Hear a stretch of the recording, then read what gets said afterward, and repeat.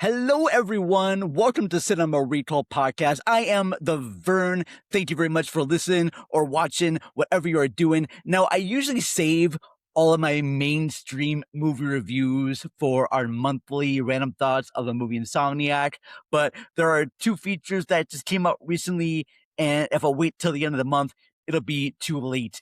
Once again, big thank you to the Minnesota Film Critics Association that gives me a chance to see these movies. So one of them is a movie that came out last week that I just recently saw, and one is a new movie that's actually coming out today that I got to see early, but just didn't get a chance to talk about it until now. So first one I'm going to be looking at is Disclosure Day. This is the new film from Steven Spielberg, also written by David Koepp. The two of them collaborated, of course, on Jurassic Park.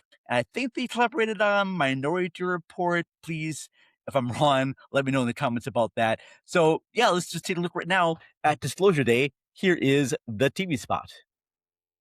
What did you steal? Secrets. From Steven Spielberg. Are they human? No. People are starved for the truth. That truth will upend all established order across the entire world. What are you gonna do? Full disclosure to the whole world. The truth belongs to all of us. 3, 2, 1. This is Disclosure Day. Disclosure Day. Rated PG-13. In theaters June 12th. All right. So Disclosure Day follows a scientist, Daniel Kellner, played by Josh O'Connor, and he knows the secrets about extraterrestrials. And he's being hunted by Colin Firth's character, Noah Scallon, who's on the hunt for him because, hey, he doesn't want the secrets being exposed about these aliens. And of course, he's being teamed up with his sister, and I'm gonna totally I'm probably gonna not recognize her name. Yeah, Jane Blankenship, played by Eve Hewson, and they're on the run. And then we also have this weathercaster, Margaret, played by Emily Blunt, and she starts getting all these like weird voices, and she can understand languages that she never knew before, and she's almost like a communicator for these alien creatures. But then also Colin Firth has this device where he can control people's minds, I guess, that was from these alien civilizations. Look, this film is basically, you got your paranoia, 70s paranoia thing going on right there, where like the government is lying to you and people want to expose the truth. And I think that if this came out probably the mid like 70s or 80s, where people were unsure to trust their government or not, this would be kind of intriguing. But here's the thing, folks. No one trusts the government now. We have a criminal in the White House right now. So the fact of knowing that government is lying about stuff like aliens doesn't seem to be that far of a stretch. Uh, there is some nice wonderment in here too, and I absolutely love just the chase element of it. I love the whole story idea about these characters trying to expose the truth about aliens. It is kind of fascinating that the character of Eve is sorry, not Eve. Yeah, I'm getting my characters' names messed up here. So Jane, the character, she's a former nun who believes that if the aliens are exposed, then people will lose their faith in God, and then there'll be this big, huge upheaval about things. And then you have our Daniel Kellner, Josh O'Connor's character. He's the one that believes that everyone should know the truth because he has seen some horrible things that have been done to these creatures, and he wants the truth to be known about this. So yeah, it's your basic kind of storyline of good people trying to do good causes, and they're trying to like expose the truth of like these aliens. And when it comes to alien creatures and Steven Spielberg, of course, they gotta go back to Close Encounters of the Third Kind, and also E.T., which I'm having my VHS here right now of E.T. And I guess what this movie is kind of missing is sort of like a childhood perspective on aliens. It also, I should mention Coleman Tomatoes in this, and he's also part of this group that wants to try to find Emily Blunt's character, and they want her to, I guess, reenact her childhood because it'll bring out big secrets that need to be told. So they build this whole house of hers from the past so that they can unlock secrets from her past as a kid. And I almost kind of wish they just would have cast a kid to play the Emily Blunt character and have it done that way, where like the kid had all the visions blocked and this team is trying to get them out of her head. Emily Blunt could play her mom that's skeptical because we also have Riot Russell in this who plays Emily Blunt's boyfriend, and he's a skeptical person that doesn't believe in aliens and was trying to get her back to the hospital. Yeah, it's a good movie. It's just not a great movie. It's a lot of fun. There's some popcorn filler in there. I think once it gets to the end, without giving any spoilers away, I think once things are revealed at the end, I think it goes on a little bit too long. All right. When like so-called disclosure day happens, there's like moments of it where it just ends too long. And then the moment where we want answers, it ends. It ends abruptly. And I know that being ambiguous is kind of a neat thing, but I don't know if this movie needs to be ambiguous, especially for like a Spielberg film. I don't know. When it comes to Spielberg films, I like the ambiguousness, like with AI, artificial intelligence, which I think is probably one of his best sci-fi films.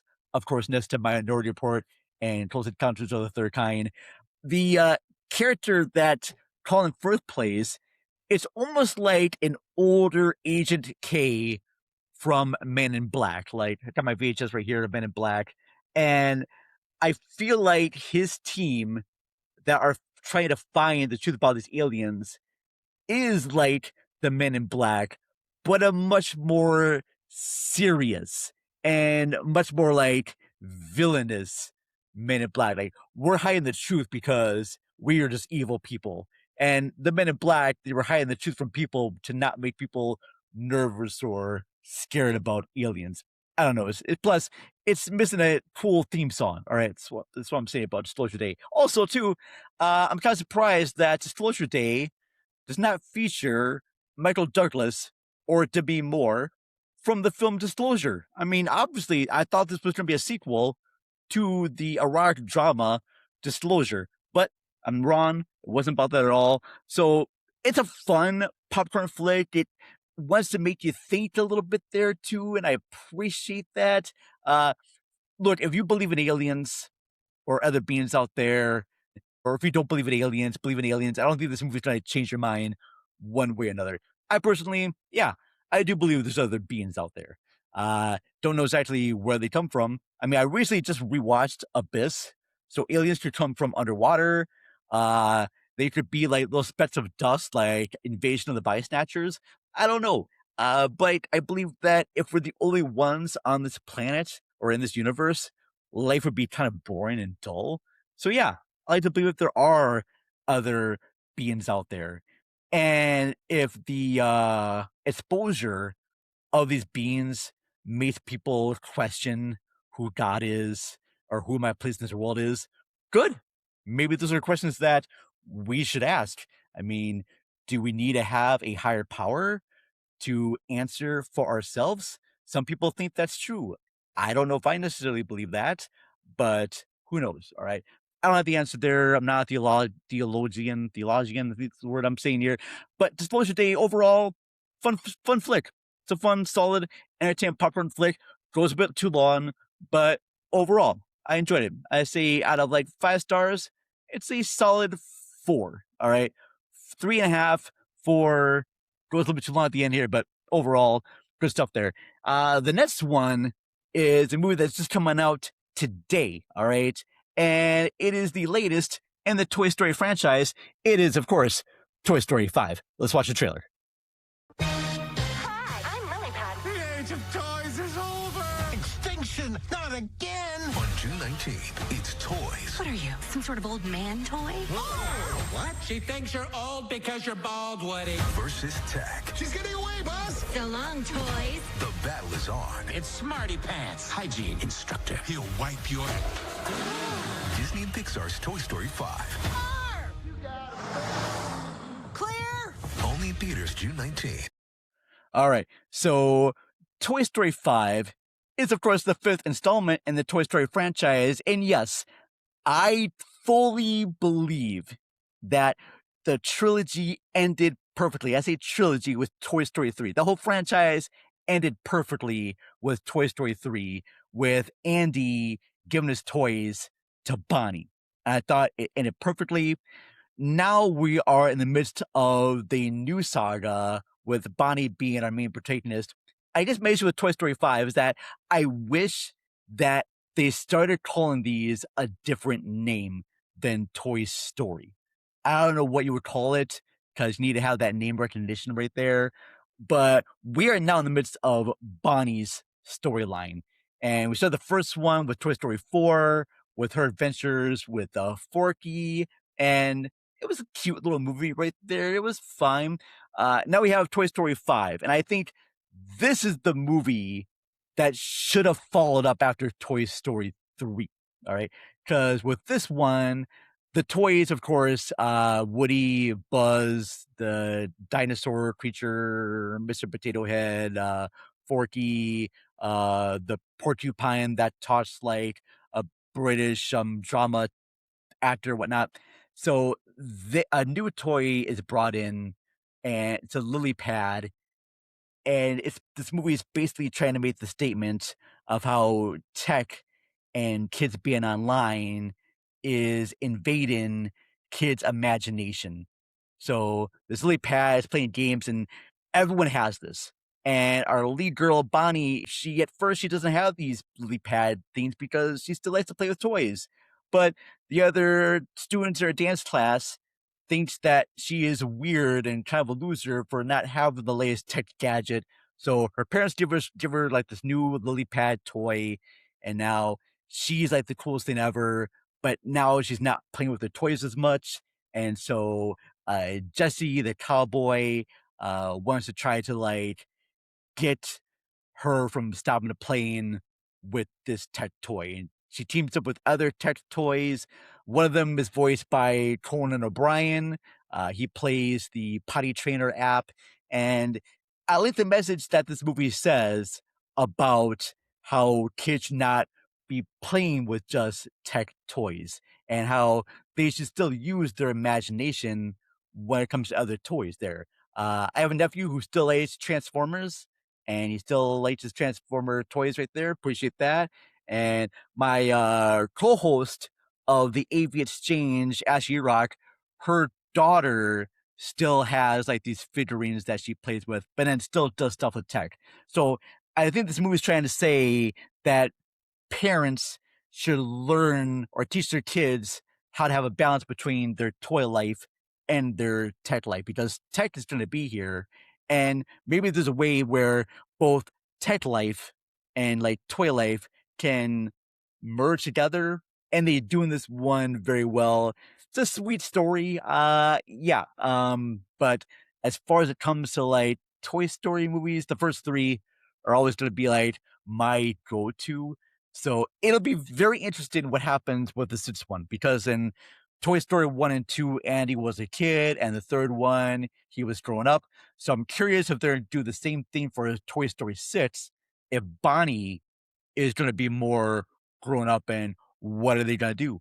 Is she going to just give her toys to the next step? This fifth one, it sort of feels like it's Jesse's story, Jessie the cowgirl. And I appreciate that very much. And I wish that it would have focused on her or maybe some of the other minor characters. But I guess you can't have Toy Story 5 without Woody and Buzz. You got to bring them back. Yeah, it's a fun movie. Toy Story 5, I think enjoyable. It's got, like I said before, it has a great message about kids not wanting to just play with tech toys all the time. And I greatly appreciate that very much. And yeah, that's it right now. If I give Toy Story 5 a rating out of 5 stars, yeah, it's actually solidly good. I'm gonna give it about the same code or store that I gave Disclosure Day, and that is about 4 stars, 3.5, 4 stars. I had generally a fun time. It was fun, cute, made me laugh, and this is a franchise I don't want to continue, but damn it, you did to me, didn't Pixar Disney? You actually made a movie that was legitimately a good time. You gave me one that had a good message there too. So yeah, that's it right now for my reviews of Disclosure Day and Toy Story 5. Over on our podcast page, which you can find on like Apple Podcast, Spotify, Good Pods, I reposted my guest spot on the Franchise Detours podcast talking about Supergirl, the 1984 original, because there's a new Supergirl movie happening in theaters next week, which I will be doing a review of Supergirl, hopefully with my co-host from AV Exchange, Ashley Rock, and a bunch of other people, because we're going to try and watch that in theaters. I want to record our thoughts about not Toy Story, Supergirl. Get my thoughts all confused here. We'll talk about Toy Story 5 as well, but we're also going to be talking about Supergirl for sure next week. Please make sure to like, subscribe, and give me comments about other movies that you think that I should watch. Check us out on all the socials, cinema_recall on like Twitter and I think Threads, or just type in Cinema Recall Podcast. You'll find a whole bunch of things to find us and where to search for us and subscribe. Anyways, folks, I'm Vern. I love you all, and I will check your cast later. All right. Bye-bye, everybody.